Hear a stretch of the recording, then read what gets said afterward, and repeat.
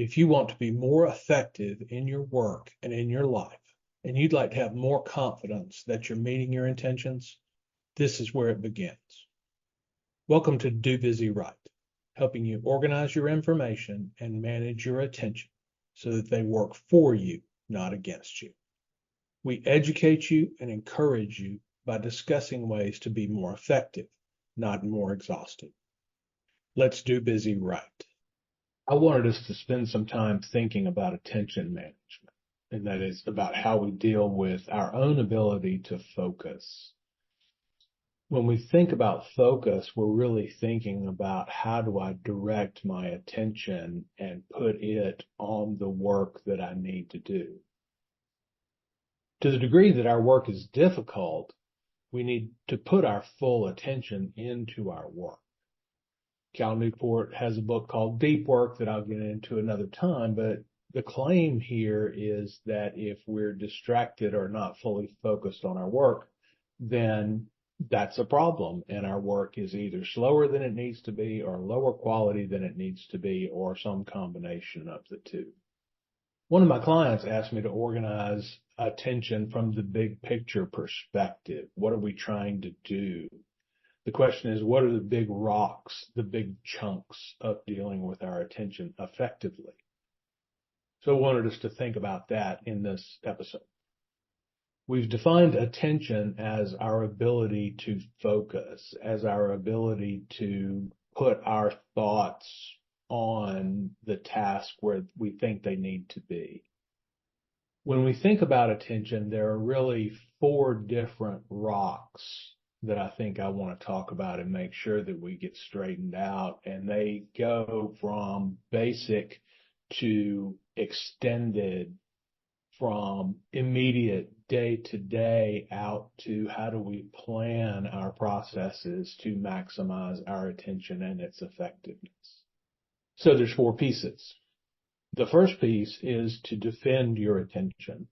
And we'll talk about this, but defense is, if you think about your bank account, the first thing you want to do with your bank account is make sure that money's not leaving it in unauthorized ways. You want to defend that amount of money and make sure it doesn't just dribble away. Our attention is the same way, and I'll talk about why it's important to defend our attention and ways that we can go about doing that. The second big rock is to manage your attention. What I mean by this is to say, now that your attention is under your control, what do you do with it? Where do we put it? How do we know where it should go? We'll talk about some tactics for managing your attention and some traps that you can avoid. The third rock is to grow your attention, which is like a workout to make your attention stronger, to make it more penetrating.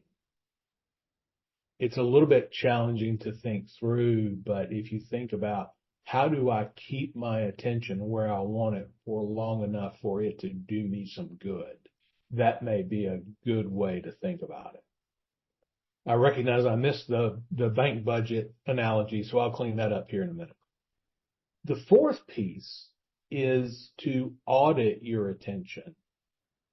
Once you've gotten your attention to where you can apply it thoroughly, you want to make sure that it's going where you intend for it to go in retrospect, and that those attention investments are producing the kind of value you expected them to. Audit can be a little bit tricky, and audit definitely relies on the first 3.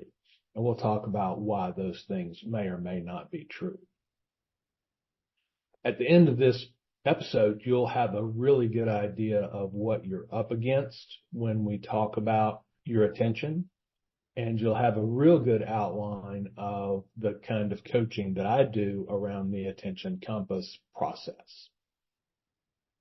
I promised you I would get back to the bank account analogy, so here we go. We talked about the first piece, defend your attention, being similar to you don't want money leaking out of your bank account through theft or charges or interest or anything like that. So you want to make sure that whatever you put in there stays in there. That's attention defense. The second piece is manage our attention. And this is similar to budgeting where our money's going to go.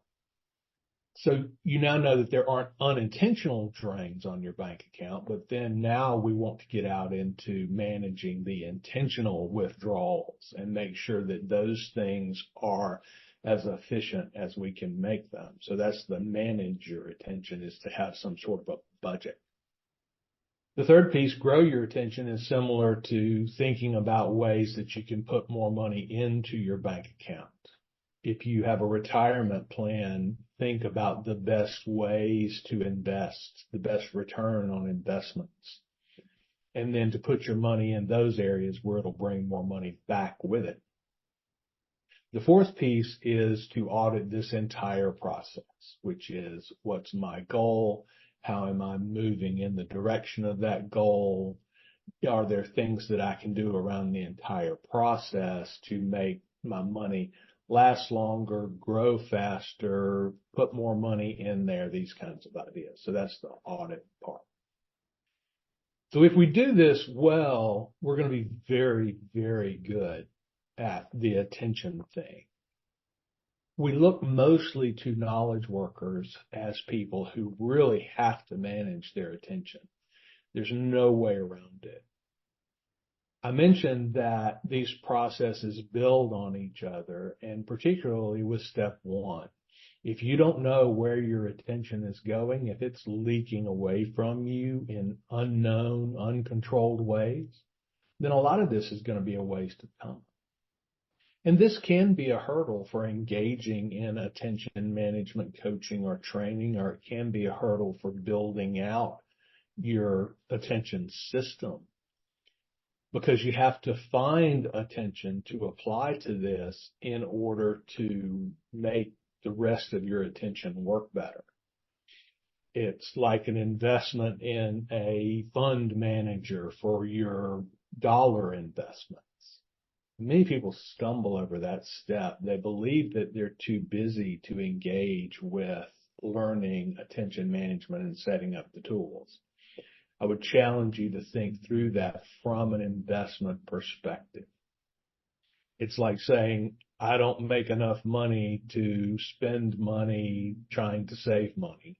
We really want to investigate that thinking. Some of this is going to look very challenging, and some of it actually is challenging, which is why I coach. I've already found the pitfalls here. I've already developed the tool that you'll need. I've already developed thought processes around the other less tangible parts of this process. So I'd love to help you work through that if that's where you are right now. We talked about the 4 rocks. Now let's get into detail about how each rock operates in your life. First is defense. And again, when I say defense, we want to make sure that our attention is not frittered away. We want to make sure that there's not some process in our lives through which attention evaporates without us knowing it. When we talk about defending our attention, I would suggest that there are 3 primary modes of attack, if you will, that cause us to lose our attention, that cause our attention to evaporate out into somewhere that we don't understand where it's gone to. Those 3 are waste, and I'll define specifically what these mean. Waste, interruption, and distraction. As we get into this, I will say that the playing field is not level. It's not a neutral world towards your attention. The world is trying to get your attention. The culture is trying to get your attention because it's valuable. Your attention can be resold. And if you're not in control of how it gets utilized, then you certainly can't be in control of how it gets resold. So just to say that the field is not level, and if you're not doing something about defending your attention, then it's highly probable that you're losing it in ways that you don't think about. The first of our three. Waste is, I'll define it as those things that have crept into our lives and have now become habits. And one of the good ways to think about this is quite often if you're doing research or even just surfing the web, so to speak, the connectivity of the web will draw your attention off into areas where you didn't intend to apply it. Don't hear me say that this is always bad, but if it's uncontrolled, then we need to get on top of it and think through what's our attention doing for us in these areas. The best example for me of the rabbit trail is Wikipedia at one point had a random article button. You go to Wikipedia and there on the left, there's a random article and you could click it and it would give you something that you never thought you were interested in. And I could go between the random article button and the links between articles in Wikipedia. I could go off on any number of just random wanderings through the information that's there in Wikipedia. Again, it's not bad. It's just that our attention, we look up and our attention has been gone for 30, 45 minutes, an hour, and we really haven't been thoughtful about how we're going to apply it. All we need to do here to defend against this is to set up some guardrails and set up some timers and set up some things to help us get back on track, or at least help us to recognize how much time has passed while we've been engaged in these activities. Because that's one of the things that's true of your attention. When your attention really gets captivated, it's easy to lose a sense of time and how the clock is moving. It happens to you rather than you participating in it and being aware of it. So that's the primary, I would say, vector of waste, is that facet, that truth about our attention, which is the deeper we give attention, the less likely we are to notice the passage of time. And you've seen this. The second enemy, I'll say, is theft of attention through interruption. Now, I say theft, and that's a pejorative word. It means intent. And I don't exactly mean it like there's evil actors out there. What I mean is there are people who want our attention and they will interrupt us. Typically, when we think about interruption, we think about the people who are actually in our lives more or less physically. We think about interruption from family members, people we work with, pets, customers. New customers can be an interruption. All of these are people who believe they have a legitimate claim on our time and may in fact have a legitimate claim on our time. The challenge here is that they want to do it when they want to do it. Dealing with this particular enemy is about having a schedule. It's about having assistance. It's about having a process so that when people want to get your attention, you have the opportunity to deflect that or delay that for some period of time. Because when we get interrupted, our tendency is to lose our place. It's to have a thought formed in our head and something happens and that thought evaporates very quickly. And it can be amazingly difficult and time consuming to get back to that same thought on the other side of having dealt with an interruption. I will say that we're learning to handle this pretty well in most circumstances. Even on the job, we have maybe an office where we can close the door. We have do not disturb on our phone. Everybody's got voicemail, so it's perfectly safe to let your phone ring and not be answered and expect whoever your caller is to leave you a voicemail. Often this is relatively easy to deal with, and I think we're pretty good at it, but I do want us to note that it's there because there are some areas of life where we allow rampant interruption and may want to think through some processes to avoid that. The third enemy I'll classify as distraction. Distraction is different from interruption in that distraction is our self-interrupting process that happens. We're thinking hard about a problem, or we're deep in a writing assignment, any number of things that can use our focus correctly. And a thought pops up in our head that's totally out of bounds for what we're trying to do. And that's when I start talking about distraction. This one is tough because it's things that we care about. It's things that are on our brain. They're just popping up at the wrong time. I've had a lot to say about distraction and how to deal with it, so I'll just briefly say we have to combat distraction by getting things out of our head. As long as things are captured in our head, as long as our brain is holding on to information, particularly time-sensitive information, as long as it's holding that information, it's going to produce it for us when it wants to, rather than when we want it to. I categorize that as distraction. This one can require the most effort to deal with, because if our philosophy is to get things out of our skull to minimize distraction, that is only going to work if the following is true. When we eject something out of our skull, we don't lose it. And building a system to help you do that can be pretty challenging. And again, that's why we have Attention Compass. That's why we have Personal Information Management Toolkit as a part of Attention Compass, so that over time we can put things in a place and our brain can learn to trust that those things will be dealt with, and then it will stop trying to remind us of those things. Thus, distraction goes away. And that's a solid way to manage that distraction. So we need to defend, when we defend our attention, we need to defend against those three things. We need to defend against waste.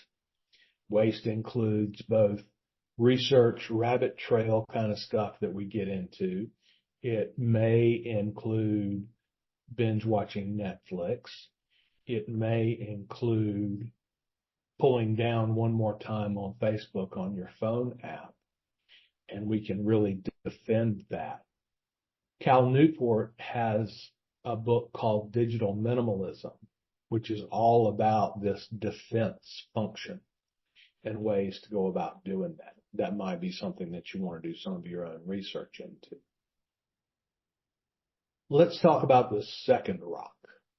The second rock is, as we've defended our attention and we know it's not leaking away from us anymore, now we want to put our attention on managing our attention.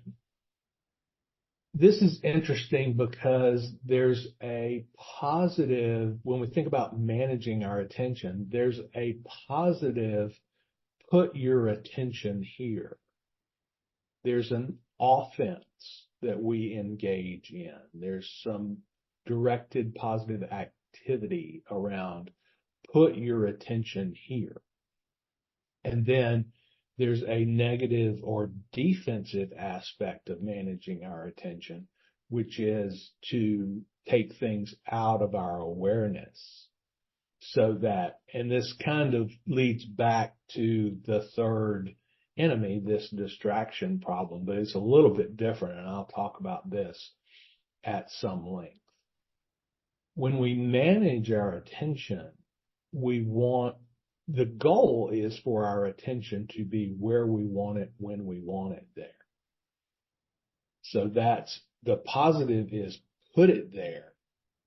And then the kind of negative or defensive piece is make sure it doesn't get pulled away from there until we're ready for it to be pulled away from there. So let's think in terms of information that you want to bother you, and information that you don't want to bother you. So I'll say, and this will be more clear when I start talking about the offensive side of this, but for now, we'll just talk about defense. Part of defense is part of this, don't want it to bother you, I've already mentioned, is getting it out of your skull and putting it out somewhere. So we're avoiding distraction.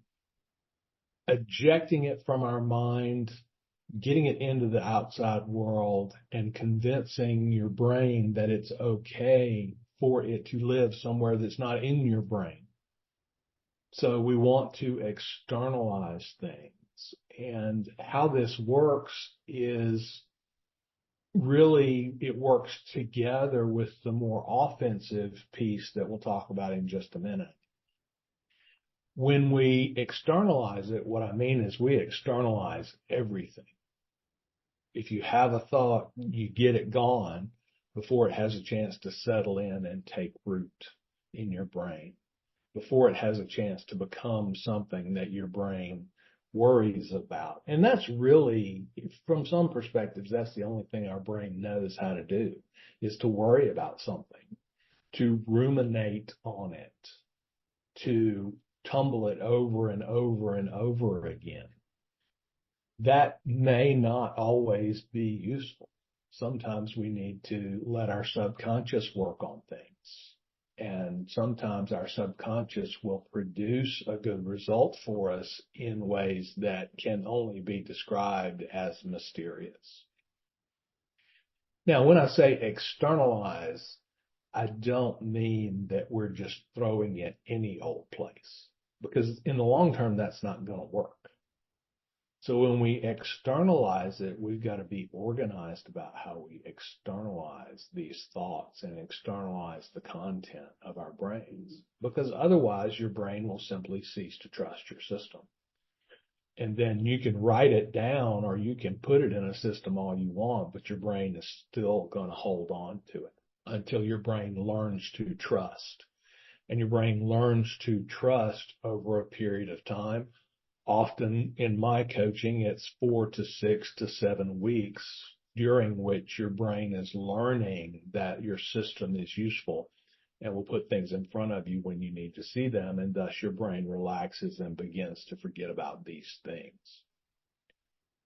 So I promised to talk about the positive side of this, the offense side of this. And when I say the offense, what I'm talking about is a good component of managing our attention well is that the things that need to have our attention show up for us at good times. And what I mean by that is it would be ideal if immediately when we started a piece of work, all the information that we needed was there available to us, and it was coming to us rather than us going to have to dig it up out of a system, rather than us having to go find it. And that's what I mean by this offensive component. Perhaps a phrase for this is organization is about putting things where they'll get your attention when you want them to get your attention, but not before. It sounds mystical. With Attention Compass, our goal is to have this room of requirement or magic bag of holding where when you reach into the tool for information, what is easiest to pull out is the exact thing that you needed. The positive is putting it where you'd naturally look for it when the context for dealing with it is the correct context. Now, there's some habit to this, but what it really means is there's lots of different places for things to go out in the tool. It's where you would naturally look for it means it's where either the first place that your brain thinks about it, or it's somewhere where you trip over it. As we think about this, and there's lots of training on doing this, and a lot of it happens within the Attention Compass personal information management tool. But one way to think about it is that you have to get inventive here. And my example is I work from home, and from time to time, it makes sense for me to participate in moving the laundry along. Because if you think about laundry, it's a 4-hour task maybe that needs to be touched 3 different times for a grand total of 10 minutes. But not moving things along when they need to be moved along is a big challenge, because then you go look at bedtime, you go look in there, and the clothes have been sitting wet in the washer all day long, and that might not be the best thing. Getting inventive here is me putting the laundry basket in the middle of the floor where I'll trip over it. Now, that may or may not be something you want to do, but it is, in fact, a strong tactic for not forgetting about the laundry, not forgetting that it needs to be moved along, and taking advantage of opportunities to do that when they present themselves, versus, oh, I need to move the laundry along, occurring in the middle of another task, or just forgetting about it altogether, even when you walk past the laundry room. Another way to have good offense in this area is to have a system of reminders. I'll say reminders need to be used properly. There's a process for managing reminders well, and you can imagine that the challenge in my world for reminders is I don't want them dinging at me. I want them to show up at a predictable time, let me deal with them, and then not be pinging and dinging for the rest of the afternoon, because I don't know where my attention will be at a timed reminder time. Using reminders is a great way to do it, because so many of our things are date oriented. Oh, Tuesday's the day I usually go to the store. So if I have something to do at the store, it would be great if it would remind me on Tuesday. So balancing that presence of the reminders, that attention getting property of the reminders, with the notion that we don't want constant things pinging and dinging at us. There's a little bit of a skill of it, and that's certainly something that we coach and talk about and build into our personal information management processes. So we've talked about these two sides of the same coin when we talk about managing our attention. It's offense and defense. It's positive and negative. Both of these things are core work in Attention Compass, and they support each other. I will say that these two rest on the first one. If your attention is being frittered away and is not well defended, then this might not be something that is worth your trouble right now. And these are the two where the tool set is most critical, where the tool has to have certain properties. And when I say the tool, I'm talking about our personal information management tool. It has to have certain properties in order to be able to help us do this offense, defense, yin and yang. The tool has to have lots of places to put things, because we think of things in lots of ways. The tool needs to be very personalized. The tool needs to work the way my brain works and not work the way somebody else's brain works. Thinking about that offense, defense, that yin and yang, when we empty our skulls of information, when we're ejecting units of information out of our skulls and out into the world, ideally we would also put it where it will show up the next time we need it, and it won't bother us until then. That's where the two work together. There's no sense in putting it somewhere just to have to re-put it somewhere else later. That can be a waste of our energy and effort. Ideally, as you put it away the first time, it's put away properly. And so these two things work together this way. As we're thinking about management, what we want to think about is we've got to get it out of our skull, so we might as well put it somewhere where we'll trip over it when the time is right or when the situation is right. Again, I'll say Attention Compass is developed specifically with this use case in mind. It's developed to help you manage that yin and yang, that offense and defense of dealing with our attention. There are many things that need to be true in order for this to get done well. And the way your personal information management tool works is, I'll say 75% of the battle of being effective at this, managing our attention. The third rock is extending our attention. I had some comments on this in the introduction, but I'll give some more detail here in defining what I mean by extending our attention. The first metaphor, and I'm not the first one to come up with these metaphors, by the way, so you may have heard this before. The first metaphor is comparing our attention to our physical strength. I do think there are similarities. I think the analogy is apt, but I'm not sure I think it's perfect. But for now, it'll help us think through what it is we're actually talking about. So if we talk about our attention in terms of our physical strength, there are really two components of physical strength that we may care about, at least two. I'll say the first is some duration of our strength. So if you think about weight training, there's some number of exercises that we want to be able to do at a specific weight level.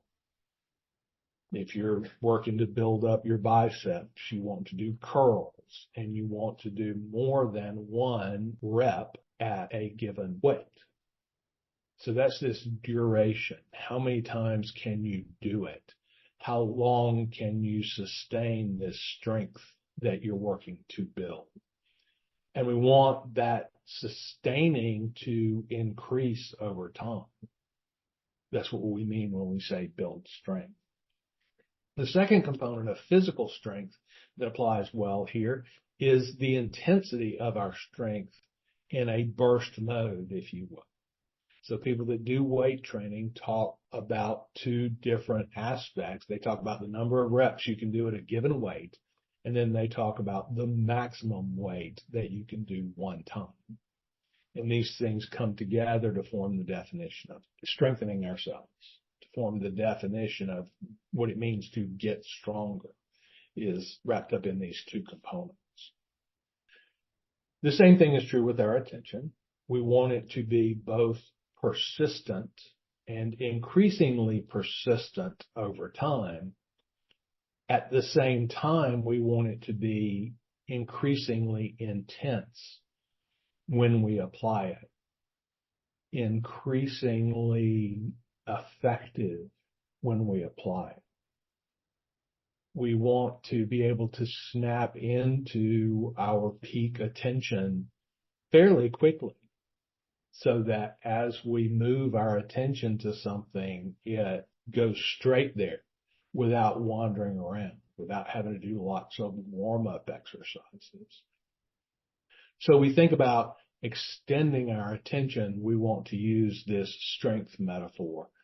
Another metaphor, if the strength metaphor doesn't work for you, another metaphor is a source of light. And again, I didn't originate this, but a source of light has both a length in terms of battery or bulb life, and it also has an intensity, a brightness, a tightness of the beam. And so these are the two things that we want to work together in order to accomplish what we call extending our attention. In order to build this, we engage in a couple of disciplines, much like working out for our attention. We want to make sure that we can have a given duration of our attention.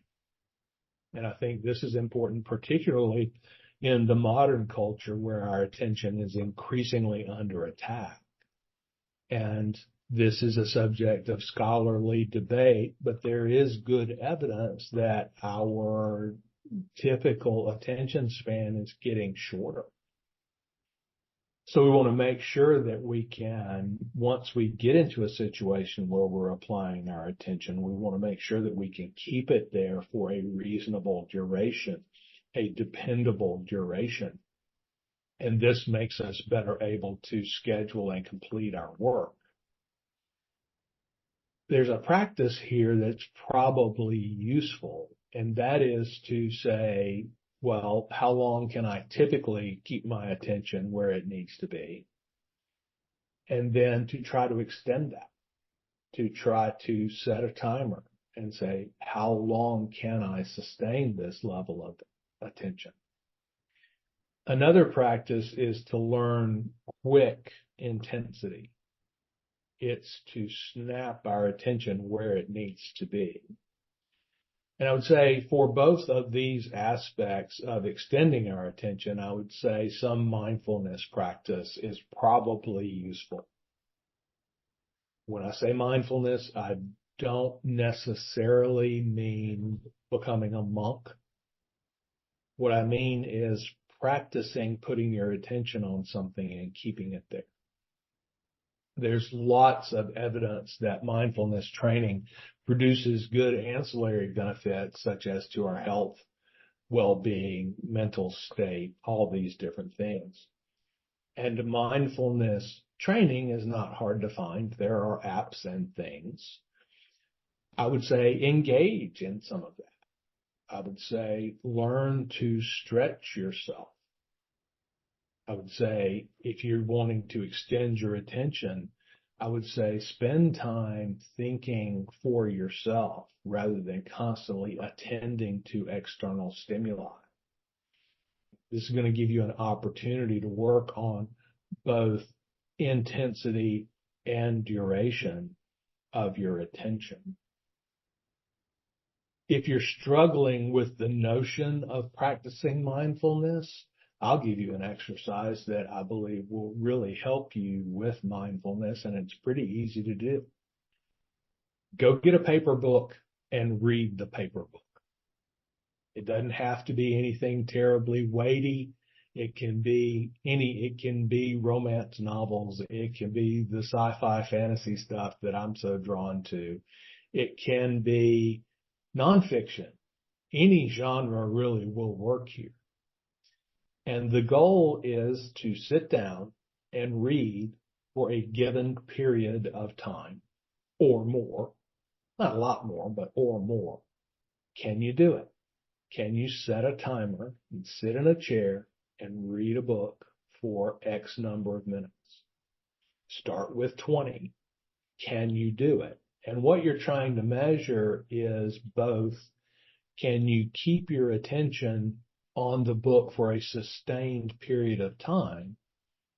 And how often does your attention wander away? How often do you get that feeling that we've all gotten of having read 2 or 3 or 4 sentences, but not having comprehended what they say, and you kind of have to go back and reread that stuff? But reading a physical book is a great way to begin to practice some mindfulness and begin to understand where your brain is in terms of attention span. So it may be worth a try for you. And we'll certainly begin to get you through the stack of books that is on your book stand. If you're a typical knowledge worker in our age, you have a stack of books. And so it may be something that helps. And it'll certainly be something that's pleasurable for you. There are 3 enemies of extension, just like there are 3 enemies of defense. I'll say the 3 enemies of extension are reactivity, perfectionism, and procrastination. And we'll deal with these one at a time. The first enemy is what I just used the word reactivity.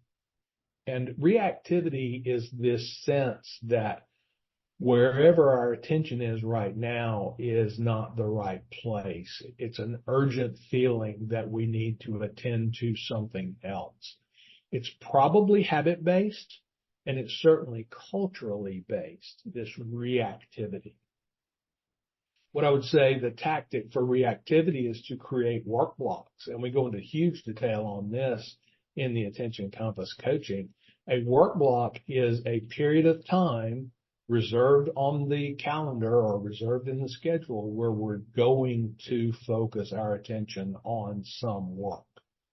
And there's rules and there's details about how best to set this up, but that's really the thing that we want to do is to set up a work block.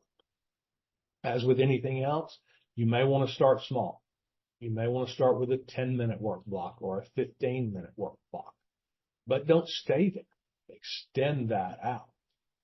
The value of doing this is really pretty clear in the sense that that will allow us to actually get work done during that period. I watch jugglers. I know how to juggle. It's an amazing, I'll use the word athletic and concentration skill set to have, but it really doesn't accomplish much. Jugglers don't strike anybody out. Jugglers don't ace anybody. They just keep balls moving in the air. And we want to avoid doing that. So if we can focus on one thing, start small and get that done. And then over time, as we're defining these work blocks, we can lengthen them.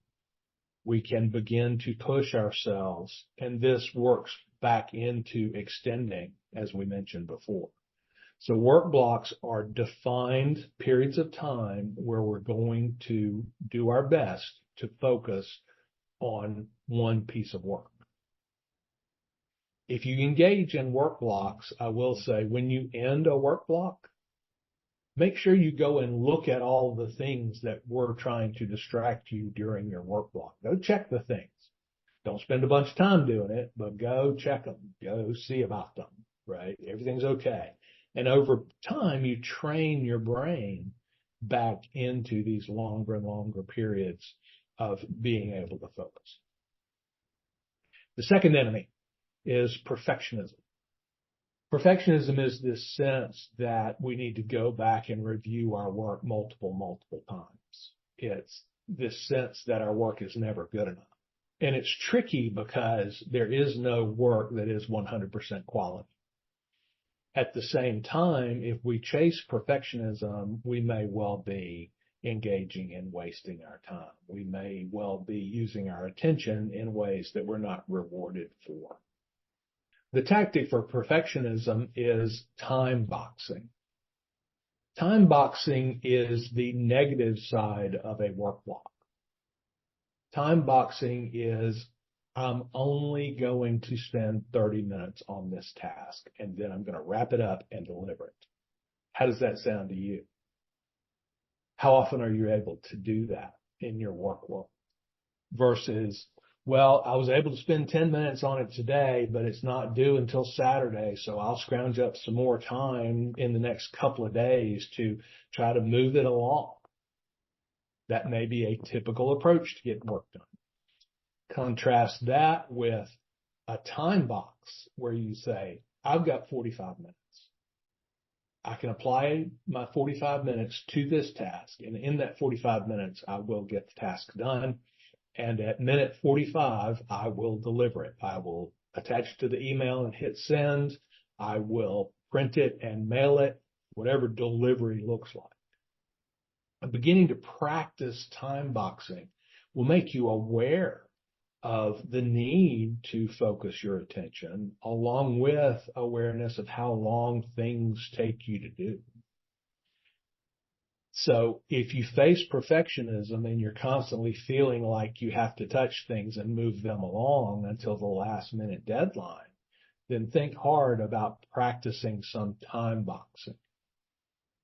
Put up a time box, focus on the work for that period of time, deliver it, and then make sure that you're paying attention to the feedback. Get feedback from your customer and make sure that you adjust your process so you're producing the correct level of quality rather than either overproducing quality or underproducing quality. The third enemy of extending and strengthening our attention is procrastination. Let's clearly define what procrastination is. It is a good management technique to postpone work.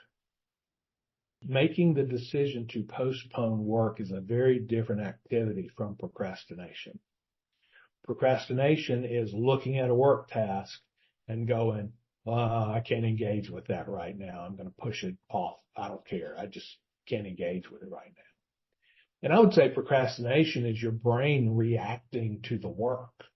It's your brain, your lazy brain reacting to the work and saying, wow, it's going to take a long time or a lot of effort or whatever. I just don't want to do it. So what's our tactic here? I would suggest a tactic of making clear definitions of the work and adding to that small tasks that are going to produce results towards your deliverable. So compartmentalize pieces of it. Choose a small task of, well, I'm going to read last year's marketing report rather than have a task that says, fix the marketing report. If your task is fix the marketing report and your brain looks at it, your brain goes, I don't know what you want me to do. I'm going to struggle to engage with it.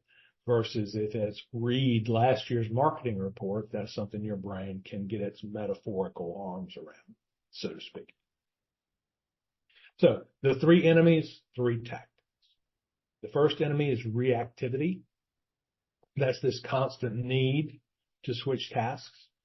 I would say the tactic for that one is work blocks. And here we want to lengthen the amount of time that we apply. The second enemy is perfectionism. And the tactic here is time boxing. And we want to minimize, if you will. We want to contain the amount of time or attention that a task takes. We want to severely limit that. The third enemy is procrastination. The tactic here is being clear about what a work task is, probably shrinking your tasks into something that's more manageable that your brain can get its arms around, and then there will be less of this fear-based pushing tasks off because we don't know how to deal with it. The fourth rock is auditing our attention. And I won't go into huge detail here other than to say there are a couple of challenges. When we audit our attention, you've probably heard of the ideal week or going back and looking at your time management and seeing if your time got applied where you wanted it to be applied. And that has to do with keeping logs and things. And Attention Compass will really help us do that in the task management and personal information space. But I would say the primary challenge is collecting good data to try to retrospectively remember where your time or your attention went a week ago is a challenging task. So if you're going to do auditing, then go ahead and prepare for that by making a commitment to collecting good data. Otherwise, you're just going to collect bad data, and that's a waste of time and energy. As we do audit, I certainly believe that this builds on the other three because you have to collect that good data. So I'll say the first step is to do that data collection and be accurate about it. Step two is to analyze, categorize your uses of attention. Where did my attention go during this period of time? And to determine whether or not that was according to your plan or your goals. And step four is to think through, build time in to think through how the system can be corrected in order to put your attention where it's most valuable to your bigger goals. But to reiterate, I think it's true that you have to have a system before an audit makes sense. Otherwise, you're just going to be dealing with bad data. And even if you get good data and make decisions, if you don't have a process, then it's hard to have something to adjust. In other words, if you bake brownies for some period of time and you go and pull them out and they're overcooked, then you're left with, well, decrease the amount of time. Where if you put the brownies in the oven and start a timer, then you take the brownies out of the oven and they're overcooked. You say, well, they cooked for 15 minutes. Next time I'll try 12. So that's the difference between having a process and not having a process when you're trying to adapt to feedback about how well something's working in your work. The process part of Attention Compass is most valuable here. It's that we know we have a process, and so there are steps that we can adjust There are areas that we can give more attention to. There are areas we can give less attention to. There's a tool and a process for using that tool that we can actually go into and say, oh, this is the way I use that component of the tool right now. I'm going to change that and use it in a different way. And so that concrete adjustment capacity of having a process is very important. Let's get into recap. I've mentioned attention compass a couple of different times in a couple of different ways, and I hope by now you understand that this process, these four big rocks, are completely integrated into the attention compass process through our workflows and in a big way through the personal information management tool that is a core component of attention compass. So I won't belabor the point there. Reach out to me. If you have questions or thoughts or anything that you don't understand or anything that you're curious about, just let me know. So recap. There are four big rocks and you really need them all. The first rock is to defend your attention, and that's this foundational piece. Make sure your attention is not just getting frittered away. Make sure it's not being stolen from you.